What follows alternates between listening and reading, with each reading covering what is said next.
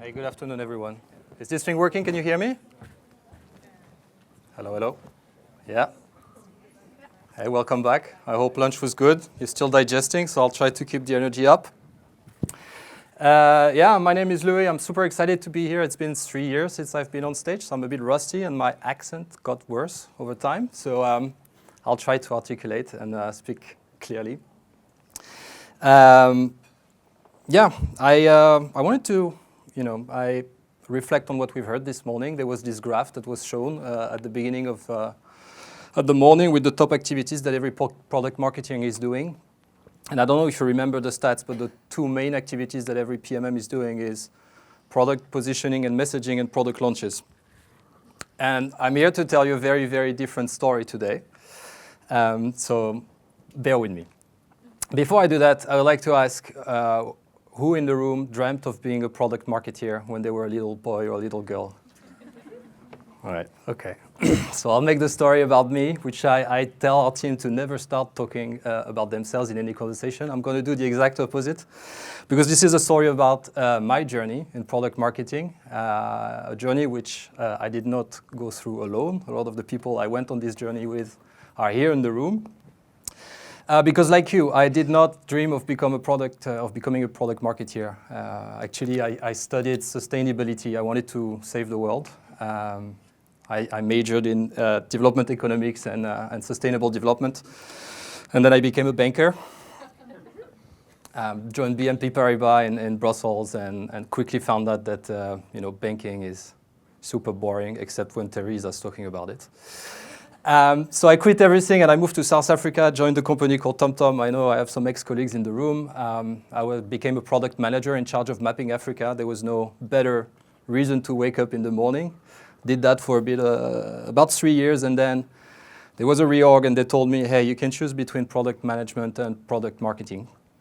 And of course, I was way better at PowerPoint than at managing Jira boards. So the product marketing life chose me. And then I moved to Amsterdam. I was, like most of you, the only product marketer in my unit. My boss was sitting in California, 10,000 miles away. So I had to learn on the job, right? And I built a team and learned a lot about product marketing, and then decided to apply those skills to a different industry. So I somehow went back into banking because I'm now head of product marketing at Backbase, which is helping traditional banks innovate like Conto or Tink and all those cool banks on the market. So it's been a full circle, and the conclusion of that is that I was never meant to become a product marketer like many of you. But then again, who was, right? And so when I started reading about product marketing, and I Googled, hey, what is product marketing? We all came across that Venn diagram, right? There are several versions of it, but it's always more or less that, right? And so like we heard this morning, the first step is you go to these stakeholders and you ask them, hey, how can I help? So I went to our product teams, and I heard things like, hey, there's this product we built, can you launch it next week? Sounds familiar, right? Or maybe they involved us a bit earlier if we were lucky, and they were like, hey, we're building this tech, can you find use cases for it? Or they would involve us after the launch and they say, hey, turns out my product's not selling, can you help fix that? Your product marketing, right? I would go to sales, and they told me, hey, Louis, I can't sell, the price is too high.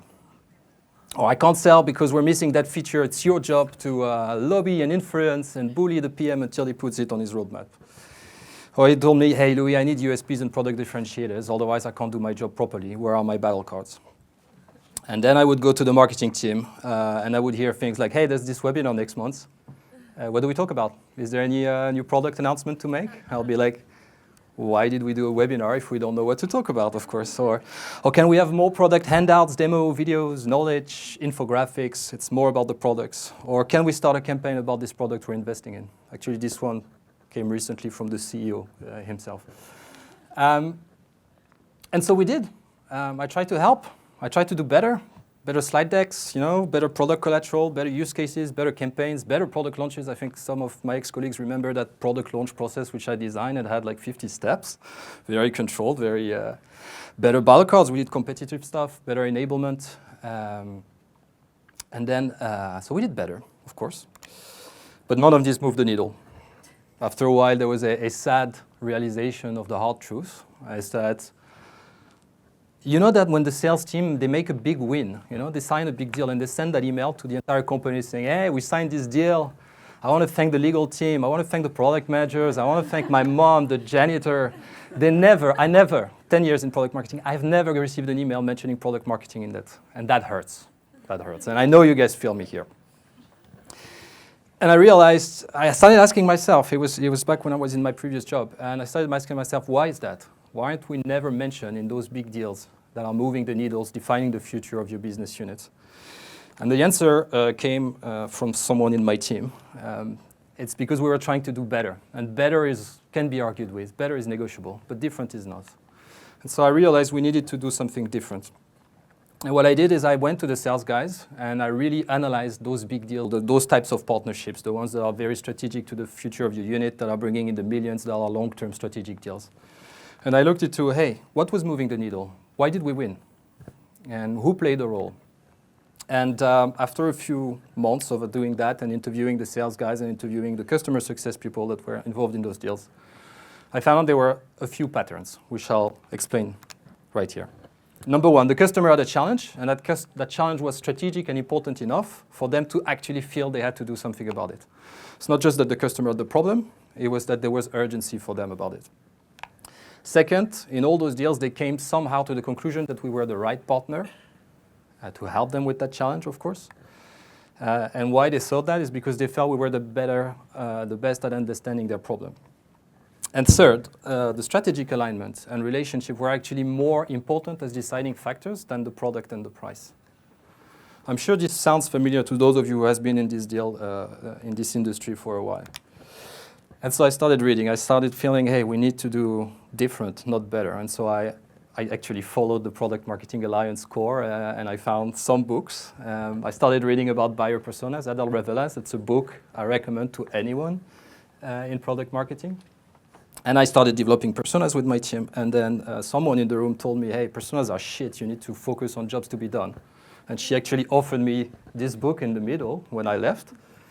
I think she'll be on stage to talk about it a bit later today. Competing Against Luck, this theory about jobs to be done.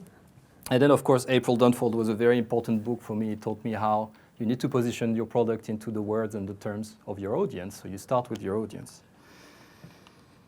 But then again, I'll ask a question here. Who here feels in the room that sales enablement is part of their scope? Raise your hand. All right, so it's a majority. So why do we only read about marketing and never about sales? Right? So I started realizing I need to read about sales. If I believe that my job is to do better at enabling sales, and I want to be mentioned in that win emails from sales, I need to read about sales. So I scrapped the marketing book, something like this one, which is very interesting if you're familiar with a qualification methodology called MEDDIC, which essentially tells you that you need to understand your champion. The buyer is not a company, he's a person, he has personal aspiration, he has career goals, and you need to find a way to align his career goals with what you're trying to solve. And one way you make a career is by solving business problems and being the best one at it, of course. I read an 80-year-old book called How to Win Friends and Influence People, which has this very interesting quote about how you need to make the conversation about them. Because if you make it about them, they'll listen to you for hours, of course. People love to talk about themselves. That's one of the reasons I'm here, Challenger Sale 2011, it's quite an old book as well, right? This is a fundamental quote that I hope you will remember. By the way, only read chapter 8, the rest is crap, but chapter 8 is fantastic for PMMs. It's not about talking about your facts and your companies and your products. The ones that are winning at selling are the ones that are educating their customers, talking about their problems, and translating the impact into dollars, because a lot of buyers, that's what they care about. And this is a very interesting book because it's a statistical approach. They analyze thousands of companies' sales performance. They looked at the top performance in every sales team. And they looked at the ones that were really standing out, and they analyzed the way they were doing. And those are the people we call the challenger sales. Another methodology which is quite close to challenger sale is, of course, spin selling, right? This quote is super important because we'll talk a lot about value today. The building of perceived value is the most important thing you can do to increase your win rate. And last but not least, this one was written by a French person, so I'm quite proud that for once there's a French book on the... but it's about this value. We make the assumption that value is something that is rational, especially for those of you, and I saw this morning that it's a majority, those of us who are in B2B, there's always this assumption that because we're dealing with businesses, we're dealing with rational human beings that make rational decisions. And that is entirely wrong. So what did I learn? I'll summarize it for you so that you don't have to read all of these books, because most of them I haven't finished. Actually, once you get the key ideas, you can move on. First, don't sell products ever. The companies that go to market with a product first and a product-centric approach, they'll have lower win rates, it's statistically proven. They'll have longer sales cycle, it'll take longer to sign the deal, and you'll end up with less money because it's smaller deal sizes. Second, the reason you're not eating quota is not because your marketing team is doing a shit job with their campaigns and in generating leads. It's not because the price is too high, as your sales team is saying. It's not because your products are not competitive enough. And it's not because your enablement team is doing a poor job at training. That's what you hear, but that's not the truth. The number one reason is about your inability to articulate value to your prospects. And value is the key word of today. I hope you remember that. You only win if, it's a very simple formula, if the perceived value to the eyes of your prospect is higher than the price and the effort that you're asking from them. I added the effort because I think sometimes we underestimate the effort for a prospect to switching to your platform, especially when you're in software. We only look at the price, but there's also significant effort that's involved in them convincing the buying committee in their company, convincing the IT teams to actually implement your software if you're in software. So you need to take all of that into account. And you will only win if you're able to build so much perceived value to the eyes of your customers that price and effort is actually no longer a question. Well, I'll stop there. What is value? I've talked about value. It's a very important word. Afterward, a lot of what we do as PMMs, we call it value propositions. So I think it's important that we define value. And the way I define it myself, and it's actually a quote I stole from a guy from Spotify and liberally adapted to fit my message. Value is the sum of the problems that you solve for your customers. And to me, it's a very simple and beautiful quote. And it says everything. We're here to solve problems. We're not here to sell products. We're here to solve our customers' problems. And I think, remember that quote about the customer myopia? We think that all these problems are actually functional and rational, and they are not. And much like there's a pyramid of Maslow when you think about human development, there's a pyramid of Maslow when it comes to value. At the basis, you find the functional value, and that's where product marketers tend to start with and actually stay stuck at. This is where you talk about the output or the performance that your software solution or your product will bring for the customers. This is where you'll talk about, hey, with my new products, you can increase productivity by 23%. That's functional. This is where you bring the product features and try to match them to the processes of your customers. On top of that, some teams go a bit further and they talk about the financial value. And the financial value is more about the economic impact you can have on your customers. So, hey, yes, I will improve that process, the throughput by 23%, and it will have the following financial impact on your costs, your operating margin, things like that. But those things are very rational, right? So that means they're easy to articulate. They're very easy to understand for your prospect. You find it into a lot of product and marketing collateral, actually. My product is saving you money, and that's very efficient. But because it's rational, if you're in a highly competitive market, it's extremely easy for your competitors to make the same claims, right? So if you stay stuck at the functional level, then you end up doing competitive benchmarks. And if your sales team is asking you for competitive benchmarks, chances are your marketing is stuck at that bottom layer. If you're making financial claims, unless you have really customers that are willing to go on stage and says, yes, I saved 23 million with this company, your competitor can do the same claim. So you need to move to the top of the pyramid, and you need to move into that irrational space where we talk about intangible value and the emotional value. I talked about the champions, they have their career goals. If I'm able to create value for your own personal goals, then I'm helping you a lot. Intangible is all about the customer experience, the buying journey, the services that come with your software, for instance, your brand, the storytelling that Elliot was talking about this morning. All of these things are contributing to creating the top of the pyramid value, and they contribute to creating what we call an irrational preference for your product. And this is where you want to bring the conversation. And of course, the example I'm going to use is very B2C, and it's something you're very, very familiar with, but it's an example of people that are very good at creating irrational value. And it's, of course, Apple. Apple is more expensive than Samsung, and it does functionally much less. So from a functional and financial point of view, there's less value than a Samsung phone, right?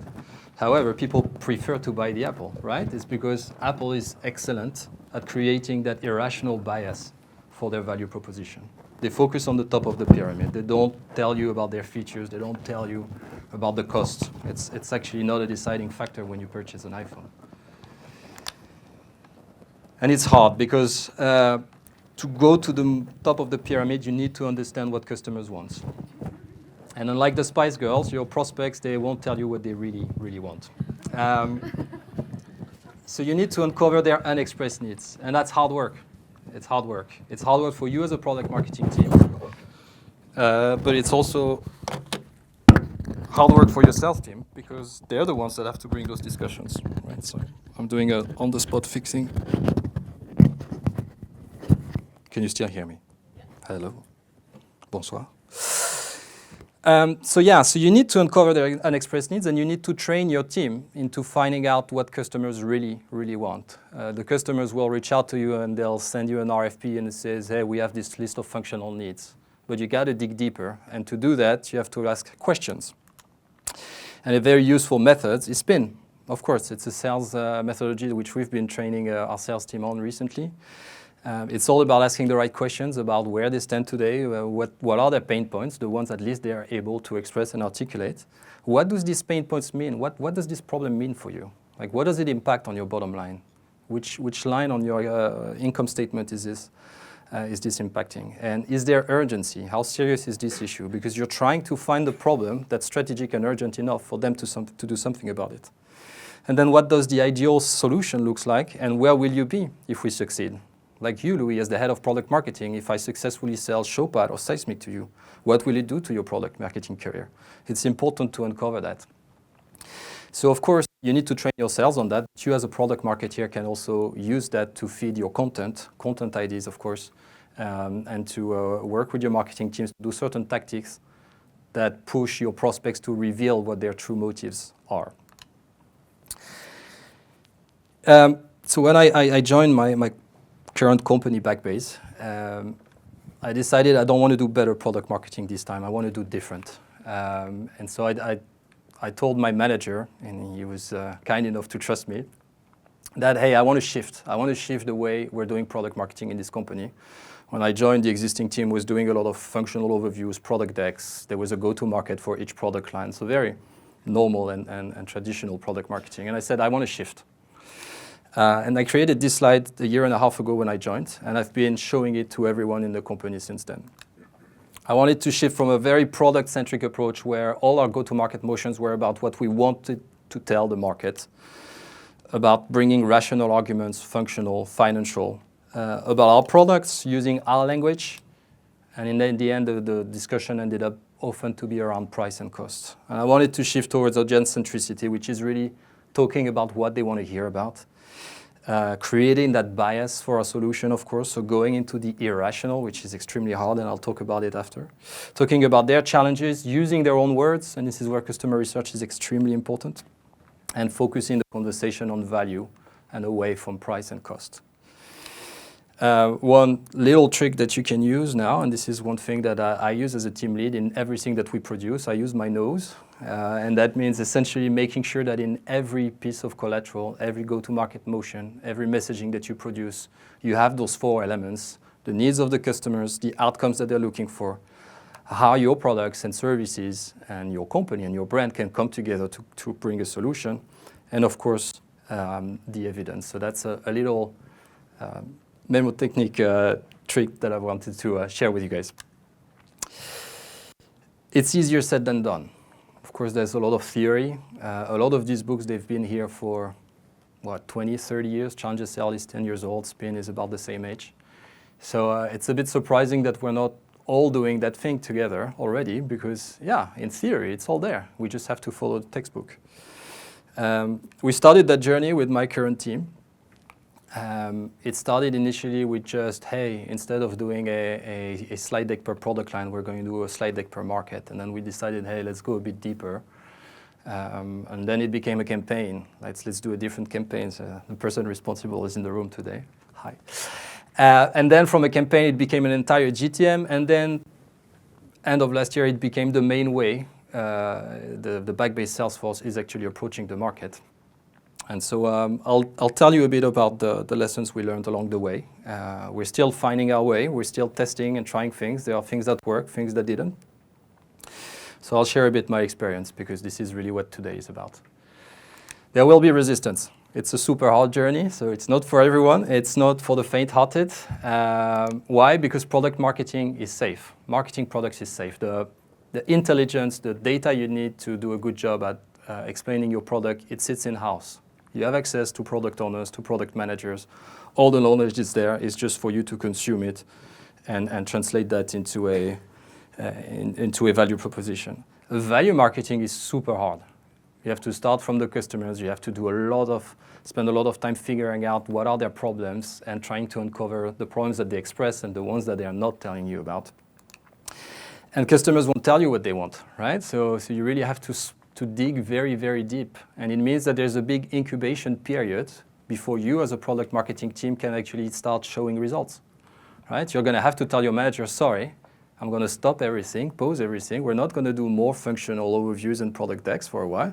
And we're going to actually be talking to customers for weeks. And you won't see any output out of that team for a few weeks. So it's hard, right? And so you need to build, there is an incubation period that makes people a bit impatient. The third thing that we realize is that it's hard work for your salespeople. It's very hard work. Selling a product, it's safer, and it's an old habit that they all have. When you tell them, look, you shouldn't be talking about your company, you shouldn't be talking about your products, you should be asking questions, you need to train them on which questions to ask. If you tell them, stop trying to jump straight to the solution, spend time figuring out the problem, it's hard work. When you explain to them that there's not necessarily a one-to-one mapping between the problem of the customers and the different problems that you have, it's hard work, right?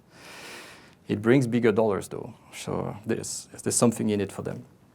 And last but not least, your product folks may not like it, right? So if you were a product marketing team whose main task was to work with product managers and product directors and build pretty collateral for them, yeah, they might miss the attention, you know? They might tell you, hey, Louis, what have you been doing with my decks? Why are you all talking about value and stuff like that? And what's happening with my product campaigns? I have this new product. So there will be resistance also on the product side because you're shifting your attention from product centricity to your audience. So if you're ready to make the shift, I can give you a few tips and tricks. First, and that's an obvious one, and I think everybody talked about it this morning, start by doing the customer research, right? Why? Because it's very valuable for you. You'll become a better product marketer. But also you'll build a lot of credibility and trust within the organization when they'll realize that it's not just you saying it, but it's the customer. And what we did with the team was not only did we run the persona interviews, but we recorded it and made sure we had transcripts of these interviews. And every time someone was challenging a tagline or something we were saying, we would actually pull up the customer interview where the guy said that and called it that way. And that helps you a lot in adapting and building a lot of credibility. Second, don't broaden your scope. It's not because you're called product marketing that you should limit your scope to products, right? The product is only, as we saw in the pyramid, it's only one way you're solving problems for your customers. Usually with your products, there's services that are delivered. Are you marketing those services today? Is that part of your scope? If not, considering broadening it. Your ecosystems, your partner, all these partnerships that we have, are they also solving problems for customers? If they are, then they're bringing value. You also need to articulate that and to cover it as a product marketing team. So completely broaden your scope. Don't limit yourself to products. I hear a lot of debate in the product marketing community that, hey, where does product manager stops and product marketing starts, right? And maybe it's a strong statement, but I think if you're stuck at this debate, it means it's time to broaden your scope. It means your attention should be elsewhere. You know, if your product manager wants to do more, let him or her do more and focus on the services and on creating value in other parts of the business. climb the value pyramid. You're here to build an irrational bias for your offering, so you need to consider the total value you're building, of course. Apply it everywhere, and by everywhere, I mean everywhere. And the theory is there, of course, but implementing it and applying it to what you do is actually extremely hard. So we started with a microsite on our website. Now we're updating all the collateral, the website, the company decks, even the company profile. They're all being updated with this approach that we have, which we call lead with value. We're even redoing the demos, the typical functional demos that our solution engineering teams were doing. We're completely scrapping them, re-scripting them so that they talk way more about the customer problems, that they put way more the emphasis on how we create value for them. And then preach. That slide that I showed you with the shift, I've been using it to everyone that asks me, for a coffee chat when they join the company, and we're also hiring a lot, so you tend to meet a lot of new people. I've been showing that slide to at least 200 people. And I always tell them the same story. We're here to make a shift from product to audience-centric. And we're talking a bit about achieving stakeholder buy-in, and in the end, it's all about repeating the same message, being very stubborn on that vision. Of course, flexible on the details. You can't always win, but you have to preach and repeat the same story so that people realize that it's game-changing and it's not just the latest marketing gimmick that we're going to be focusing on the next 6 months and then we'll move on, right? Last but not least, train your sales on it. It seems obvious, but they need it more than you know. You'd be very surprised. It's sometimes hard for us young product marketeers to go and tell sales veterans that have been in this business or in this industry for 6, 7, 10 years and feel like they know more than we do. It's quite hard for us to go and tell them, hey guys, you're doing it wrong. Change the approach, use my deck, and et cetera, et cetera. But you'll be surprised they need it. And we're so serious about it in the current company that we're actually right now doing something called an upskill world tour, where we're asking our entire sales team to stop selling for an entire week and just listen to this. And just getting the training. We actually cover, Elliot, the storytelling about building the story and making the customer the hero. We cover spin questionings, leading with value. We do that for an entire week. We go to their offices and we train them on that. And of course, at the beginning, we saw there was some resistance. Some people felt, hey, I've been successful so far. Why do I need it? But we made it practical enough. And by using role models, we saw that people felt, hey, maybe they're onto something. Maybe this is the right way to approach it. And this is for the team leads, the people like me that are managing product marketing teams. There's this old quote from Michael Porter, the marketing guru, like a strategy is choosing what not to do. And if you're trying to make that shift, you have to do that. You have to abide by that law. You can't do that on top of your traditional product marketing of. It's instead of. You have to burn the ships. You have to leave the past behind, and you have to completely, radically rethink everything you're doing.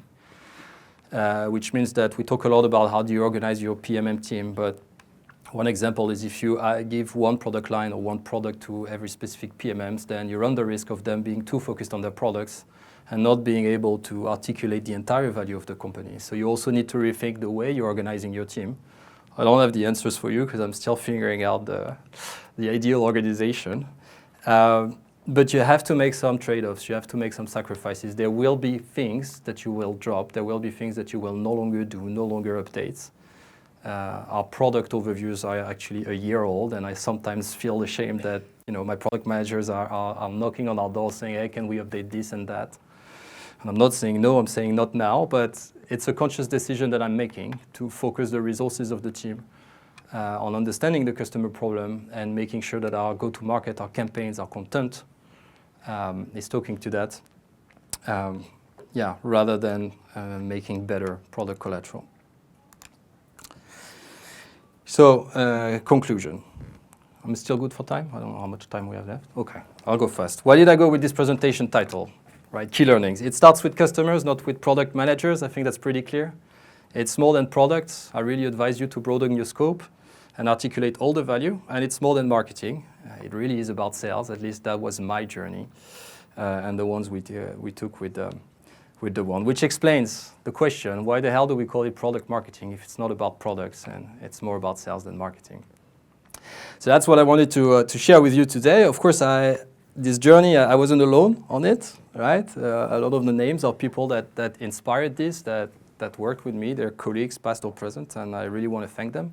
I'm also hiring, so if you're looking to join a product marketing that doesn't market products, feel free to come and talk to me. But like, yeah, I have to walk the talk, right? If product marketing is a terrible name for my team, now that you understand a bit better what we're trying to achieve here, I'd like to open the floor and ask you to take your mobile phones and tell me how should I rename my team. They're going to hate me for this, by the way. So I'll give you a few minutes, and then we'll leave it there.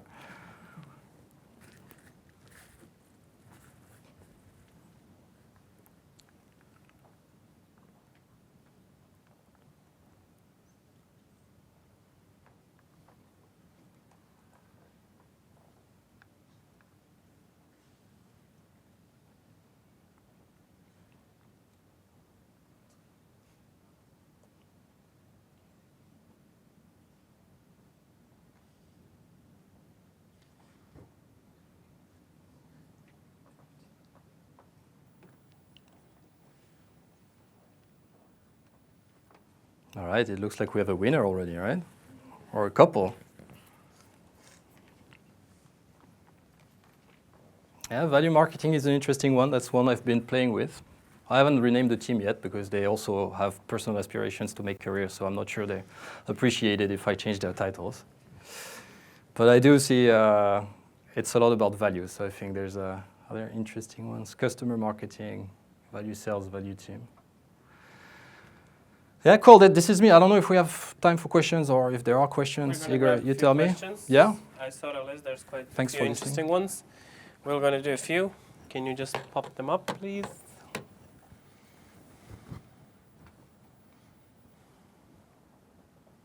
Value king. I like that. King of value. Can you please give a specific example showing your shift from product-centric approach to audience-centric one? Yeah, I have a key moment in my memory that last year my boss was on vacation, and so the CEO asked me to come in and give him an update on what we were doing in product marketing and marketing. And so we gave him updates about that product campaign that was going on at the moment. And then he said, okay, so when do we start the campaign about the other product line that we're working on? And I remember I said, hey, it's time to try something different. And it was a key moment because I was like maybe 2-3 months in the job and you're talking to the CEO, so it's a very scary moment. You know, you're placing a bet, and if he likes it, that's great. If he hates it, you're fucked. And so and he said, and I saw he was a bit like taken aback. Like I said, yeah, we shouldn't be doing a product-centric campaign. It doesn't work. You know, we still don't see the results of the existing campaign. I said, okay, so I see you have ideas. Come back next week with a proposal. And then I was like, oh. So I had to come up with something, and then we decided to completely approach it. Instead of doing a campaign about our products, we literally took quotes from our persona interviews about the problems, what Adele Revela is calling priority initiatives. And we started creating content around the pain points, but in the words that our customers and prospects were using. And I think one very visible way that this is happening is that like a year ago, in any back-based collateral, you would have this platform diagram. And it was like a platform with the foundation and then the different product lines and then open banking, APIs, you know, very nice little diagram. And you would see it in any marketing collateral about the company. Now we're busy changing that, and we're replacing that platform visual with a new visual, which I call the Wheel of Fortune, which talks about what we help with. So instead of talking about what we do, we talk about what we help you with. And that's, I think that's the most visible thing that you might see coming up in the website in our collateral. Yeah, and then the campaign, of course, follows that. You know, we're not campaigning around products anymore. Our slide decks, they don't talk about our products. We just redid our new discovery pitch deck. It doesn't mention products at all. We remove the product names. We just talk about the problem and the solution. At Backbase, how specifically did you sell value rather than product? What were the actions that you took to do that?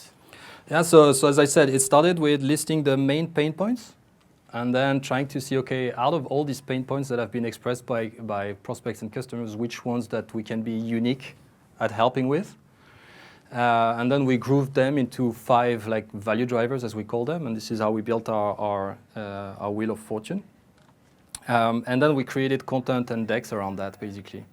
Where it's hard is that for one problem, you might have several solutions or several ways to solve it. And this is why I was saying that it's hard for your salespeople, because before it was very simple, you know, there was one market, one product, and it was a one-to-one matching. Now we really have to tell them, hey, spend some time on the problem, and then there might be different ways you can solve that problem. Sometimes it's with software, sometimes it's with a service. So I think the moment we had a breakthrough was when I think the CEO and the founder and the sales team, they realized, yeah, this is what we want. So it became it was a marketing and a product marketing motion, and it became a sales motion. And this is really where we saw overwhelming support from the organization. And I think it's a sign of success is when people take their ideas and present them as your ideas and present them as theirs.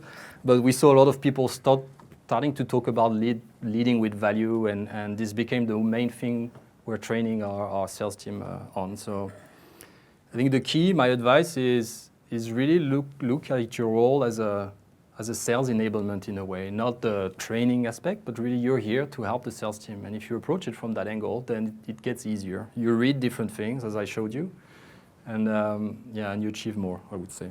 What would you do if the sales wasn't ready? This is not here, but it's a good maybe add-on to your answer. Like I said, like when we started doing that upskill world tour, and we're doing the US one next week, we saw that some people were resisting. And there, actually, my colleague from Sales Enablement has been using a very clever trick, is we use role models. So people are naturally jealous, you know? And so if you pick one sales that's doing it right, and you put him on the stage, explaining why he's using your stuff, why he's following your approach, why he's using your sales enablement tool, and how it's helping him sales deals, if they hear it from another sales guy, you get much better traction and much better adoption. So find champions. Much like you need champions in your customers, find champions in your sales organizations, put them on stage, let them tell the story for you. And usually that's where we see traction. And what are some of your favorite tools, approaches, methods for customer research? Yeah, so for me, it was like personas, of course. Personas. But there I really advise you to follow the book. I'm not getting commissions on that book, but I had done personas at TomTom before, but without following a particular methodology. But to really do and get insights out of those persona interviews, you have to follow a certain methodology. You have to ask a certain type of questions. You have to use the transcripts. You have to debrief each interview as a team, which is something we were doing with my team. So yeah, do it right.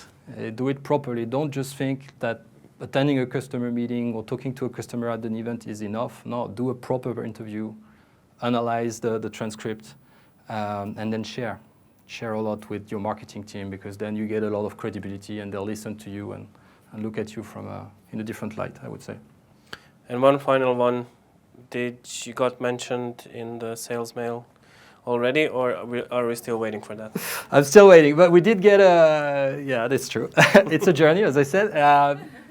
It's about the journey. But we did, especially after that training tour that we did for the sales guys, we did, and I was super happy. Like, we did see some sales veterans, guys that know it all and know better than everyone, actually coming to us and saying, "You're hitting the spot. You know, this is great. This is game changing, and I'll apply it."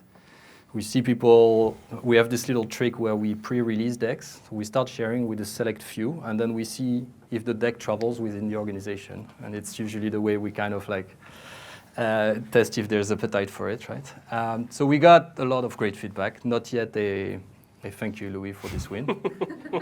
But yeah, if I was there already, I wouldn't need to be a product marketeer anymore, right? It's about the journey. So let us know in the Slack when this happens. I will. Screenshot or didn't happen. Thank you, Louis. Thank you very much.